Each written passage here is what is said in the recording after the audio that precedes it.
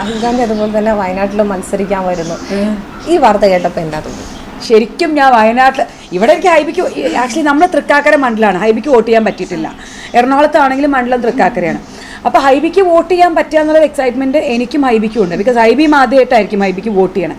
പക്ഷേ വയനാടുള്ളവർക്കൊക്കെ രാഹുൽ ഗാന്ധിക്ക് വോട്ട് ചെയ്യാൻ പറ്റുമല്ലോ എന്നുള്ളൊരു പ്ലസ് പോയിന്റ് ഉണ്ടല്ലോ. അയ്യോ അതെനിക്ക് പറ്റിയില്ലല്ലോ എന്നൊരു സങ്കടമുണ്ട്. അത്ര എക്സൈറ്റ്മെൻ്റ് ആണ്. ഓഫ് കോഴ്സ് ആ ഒരു എക്സൈറ്റ്മെൻറ്റ് എനിക്ക് തോന്നുന്നു കേരളത്തിൽ മുഴുവനായിട്ടുണ്ടാവും. ബിക്കോസ് രാഹുൽജി എന്ന് പറയുന്നത് Nehru family in A part.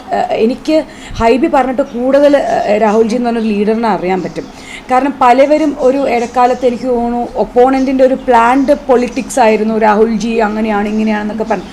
പക്ഷേ ഹൈബി അന്നൊക്കെ വളരെ കോൺഫിഡൻ്റ് ആയിട്ട് ഹൈബിയുടെ അടുത്ത് പലരും ഇങ്ങനെ തർക്കിക്കാൻ നിൽക്കുമ്പോൾ ഹൈബി പറയാറുണ്ട്, നിങ്ങൾക്ക് രാഹുൽജീനെ പേഴ്സണലി അറിയാത്തതുകൊണ്ടാണ്. രാഹുൽജി എന്ന് പറയുന്ന ഒരാളിനെ അത്രയും എന്താ പറയുക ടോൺഡായിട്ടുള്ള ഒരു പൊളിറ്റീഷ്യനാണ്. രാഹുൽജീനെ നിങ്ങൾക്ക് പേഴ്സണലി അറിയാത്തതുകൊണ്ടാണ്.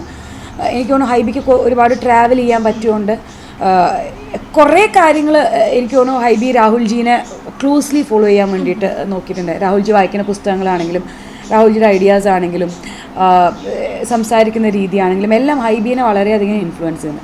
ഹൈബി എപ്പോഴും പറയാറുണ്ട് അതുപോലത്തെ ഒരു ലീഡറിനെ നിങ്ങൾക്ക് അറിയണം. പിന്നെ എപ്പോഴും ഒരാൾക്ക് പ്രൂവ് ചെയ്യാനായിട്ട് ഒരു ചാൻസ് കിട്ടുമ്പോഴാണ് ആ ഒരാൾ എന്താണ് എന്നുള്ളത് നമുക്കറിയാൻ പറ്റുന്നത്. നമ്മളൊരു പാർട്ടിയുടെ ലീഡർഷിപ്പ്, ഓഫ് കോഴ്സ് കോൺഗ്രസ് പോലെയൊരു പാർട്ടി, ഇപ്പോൾ CPM BJP പോലെയുള്ള പാർട്ടിയിലൊക്കെ നമുക്കൊരു ഡിക്റ്റേറ്റർഷിപ്പ് കാണാൻ പറ്റും.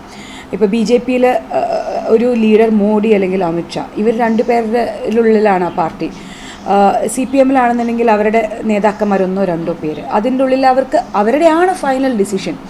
അത് നമുക്ക് ഒരു കാൻഡിഡേറ്റിനെ ഫിക്സ് ചെയ്യുന്ന കാര്യത്തിലാണെങ്കിലും നമുക്ക് അറിയാൻ പറ്റും. കോൺഗ്രസ് പാർട്ടി ഒരു ഡെമോക്രാറ്റിക് പാർട്ടിയാണ്.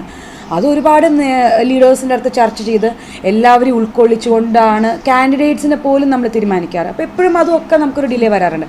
പക്ഷേ ഇന്ത്യ ഒരു ഡെമോക്രാറ്റിക് കൺട്രിയാണ്. അപ്പോൾ ആ ഒരു ഡെമോക്രസിയിൽ വിശ്വസിക്കുന്ന പാർട്ടിയാണല്ലോ കോൺഗ്രസ് പാർട്ടി.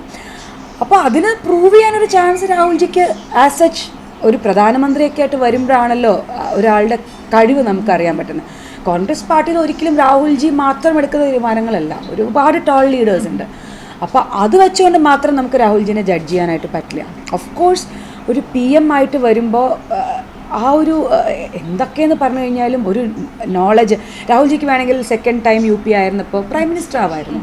പക്ഷേ അല്ല, കുറേയും കൂടിയും എക്സ്പീരിയൻസ്ഡ് ആയിട്ട് വരാനായിരുന്നു രാഹുൽജിയുടെ തീരുമാനം.